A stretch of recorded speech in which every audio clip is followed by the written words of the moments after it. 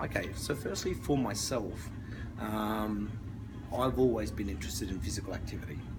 Um, Body image is important to me because I think that um, it's a representation of my lifestyle and how I want to come across to people. So I'm interested in my physical health, not only my physical appearance, but my physical internal health. So the health of my organs, my liver, my kidneys, my heart, my lungs, my circulation.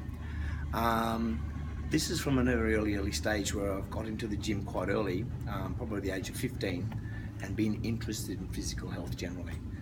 That was helped by doing aerobic classes, the old classic, leotards, sweat outs, and those sort of things, which then grew into an appreciation of, I guess, from a sexuality point of view, what I liked in a physique.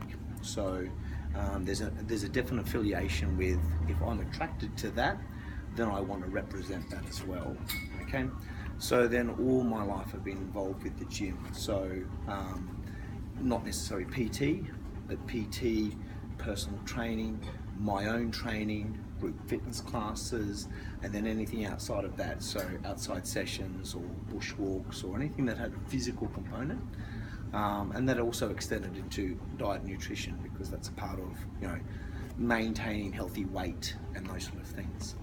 It wasn't until later in life that I started to challenge the things that were out there, like natural protocols. Like people would do what we call the BMI, which is your ratio between your height and your weight. And there's a scale out there that doctors use. Well, according to that scale, I would be in the obese range because it doesn't compensate for things like muscle mass or athleticism for people that are very lean. So I started to challenge that and think that I wanted to prove that you can still have a good, healthy, natural physique without necessarily abiding by the government standards, which is what people generally go by. And I was pretty impressed with the way that the tape measure came out by the Queensland government, and that's how people measured their waistline as a result of, I guess, their fat metabolism. It wasn't until then I started to realise that the people around me were generally unhealthy.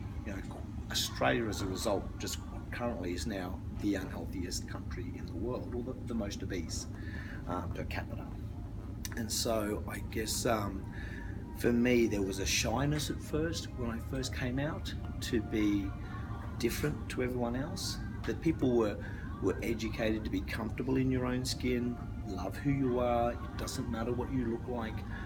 But I found there was a direct correlation with trying to love who you are but not loving who you are. So not being happy with the skin that you're in, but not prepared or not knowing how to transform or change your current appearance. Generally, people won't react from a health specific index when it comes to, I don't know what my kidney function is, I don't know what my livers are doing, I don't know what my circulation's like, I don't know my fat percentage, I don't know my cholesterol level, I don't know my sugar levels. So people will generally react on a physical nature in the gym based on appearance only. I wanted to come across with a very different perspective, that I know my internal health as well as my exterior health. And I think that's the important change that I try to bring in my personal training, my blogs, my photos, is that I'm not just interested in the physical appearance, but I'm very interested in keeping people out of hospitals and taking on a healthy lifestyle. Particularly in the LGBT community, there seems to be this, and I think this is extended into the general population.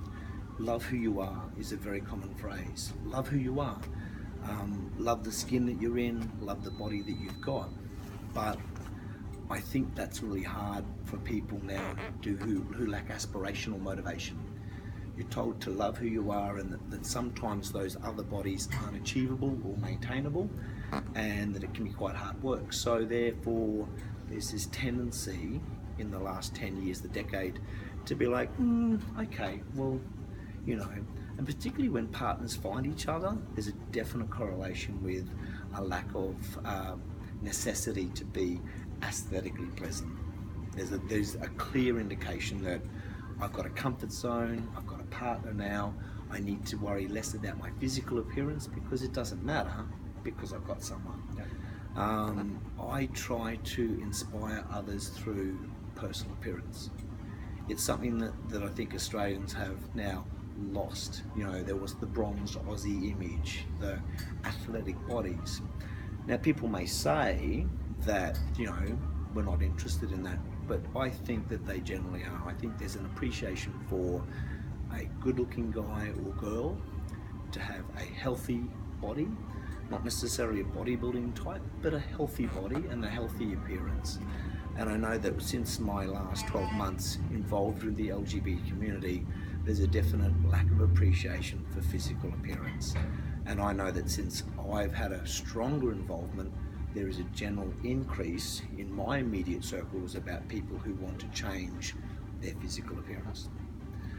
And if I can include that into obviously their internal organs, then that's a double bonus. But there's definitely people who see me and go, I need to start gym, I'd like some PT. And I know that because my stats have increased as a personal trainer to the LGBT community.